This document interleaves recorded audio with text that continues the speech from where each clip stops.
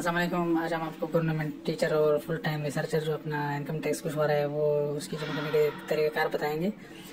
Government teacher का अपना एक वो होता है, जो भी गवर्नमेंट एम्प्लॉइज़ होते हैं उनके जो पे स्लिप होते हैं वो ऑनलाइन जनरेट होते हैं। फिप्स के साथ उन्होंने रजिस्ट्रेशन की होती है, तो उनसे वो आसानी से अपना वो इसके थ्रू अपना सेल टैक्स का इनकम टैक्स कैलकुलेट कर सकते हैं। इसके अलावा वो अपना जो इनकम टैक्स कैलकुलेटर है ऑनलाइन जो अवेलेबल है, हर साल का अवेलेबल होता है, एक जो ऊपर वेबसाइट है इस पे भी वो कैलकुलेट कर सकते हैं। तो उस पर हमने कैलकुलेट किया है, तो उसका तकरीबन जो ईयरली इनकम है वो 1.2 समथिंग मिलियन आ रहा है, और उसका जो सेल टैक्स है वो 34,000 समथिंग आ रहा है।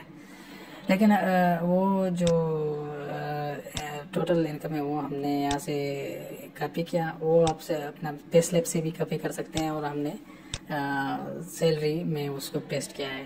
अभी इसमें एक मसला है, टीचर्स को 40% ऑफ द जो उनका वो है तो वो एग्जेम्पशन हासिल है। ये स्पेसिफिकली टीचर्स और फुल टाइम रिसर्चर्स के लिए जो गवर्नमेंट के साथ काम कर रहे हैं, प्राइवेट के लिए नहीं है। तो इसमें हम टैक्स रिडक्शन में आते हैं।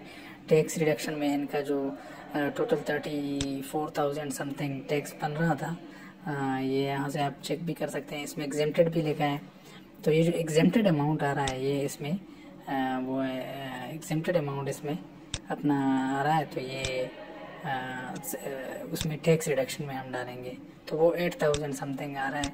तो वो हमने कैलकुलेट करके इसमें लिख दिया। अब हम चेक करते हैं कि हमारा टोटल इनकम इतना था, और इसमें 25,000 हमने उसमें 25,000 समथिंग टैक्स चार्जेबल था, और 8,000 समथिंग उसमें एग्जेम्प्टेड है। तो ये 25,000 जो है वो समथिंग वो एडमिटेड टैक्स में आ रहा है।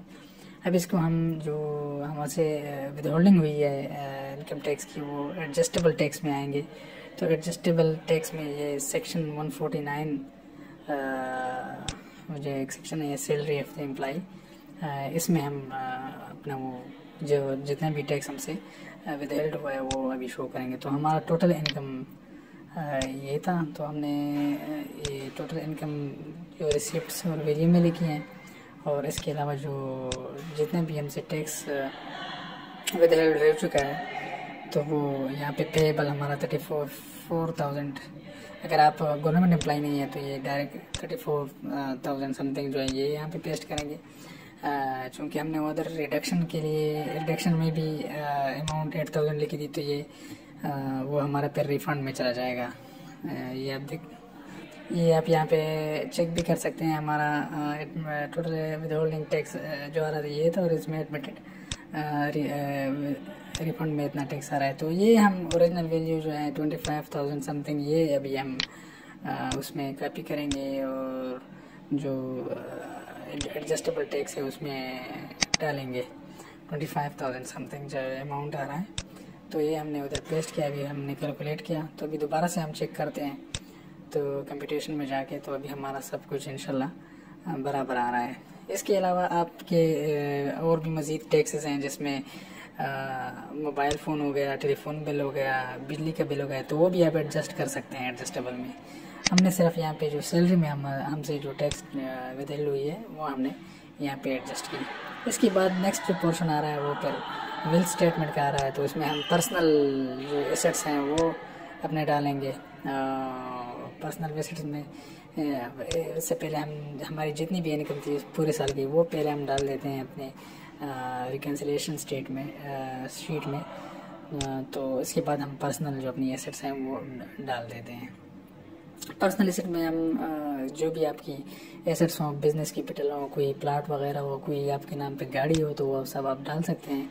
मैं यहाँ पे अपना डाल देता हूँ, कैश डाल देता हूँ, और लेट्स सपोज कैश है मेरे साथ 2 लाख रुपए की, जो कैश इन हैंड है वो चाहे बैंक अकाउंट में हो या फिर मेरे साथ कैश इन हैंड है, और जो यहाँ पे मैं अपना हाउस होल्ड इफेक्ट घरेलू जितना भी वो पर्सनल आइटम हो तो वो मैंने डाल दिए।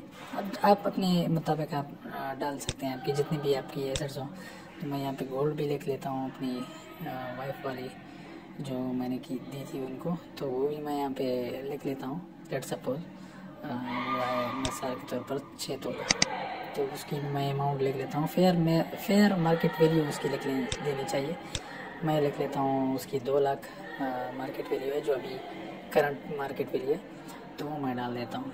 तो वो भी 1.2 मिलियन आ गई। इसके अलावा अगर आपकी कोई बिज़नेस वगैरह है और उसमें आपने कैपिटल रखी है तो वो भी आप डाल सकते हैं, या कोई प्लाट वगैरह हो। मैं यहाँ पे अपनी प्रॉपर्टी भी डाल देता हूँ, या फिर बिज़नेस पहले मैं डाल देता हूँ। तो बिज़नेस में मैंने शुरू की थी मोमिन एसोसिएट्स के नाम से, तो वो मैं यहाँ पे डाल देता हूँ। तो वो भी मैं यहाँ पे मैंने उसमें डाल दिया बिज़नेस नाम। बिज़नेस का जो मेरा नाम है वो मोमिन एसोसिएट्स है। उसमें मैंने तकरीबन उसकी जो कैपिटल है वो मैंने डाल दिए 1 मिलियन।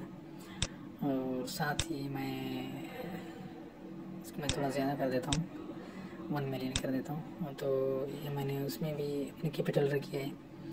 और उसके अलावा कमर्शियल मेरी या कोई आपकी रेजिडेंशियल जो आपकी प्लाट वगैरह है तो मैं वो भी लिख देता हूँ। अभी जो नया रिटर्न है उसमें आपने 7E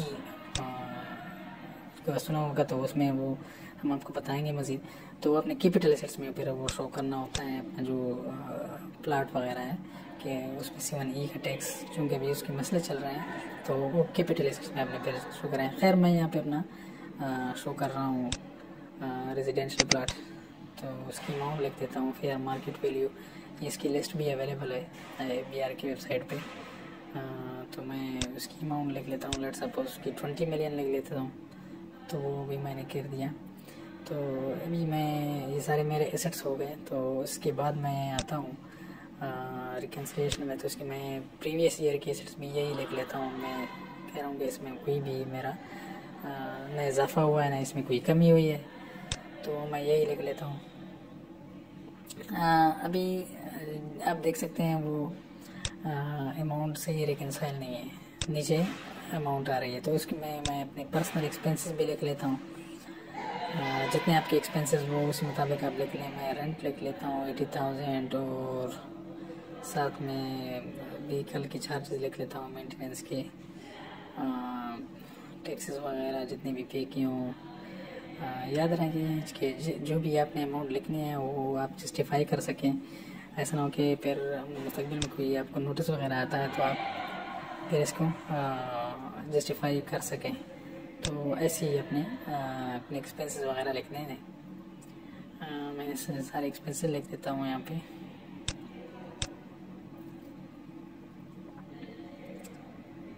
दोबारा रिकन्साइल में आता हूँ तो मैं 445 समथिंग अमाउंट है, इसको मैं अदर में फिर लिख देता हूँ।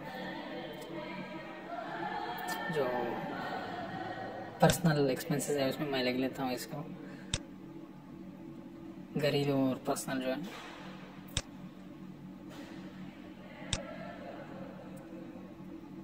मैं फिर से चेक करता हूँ।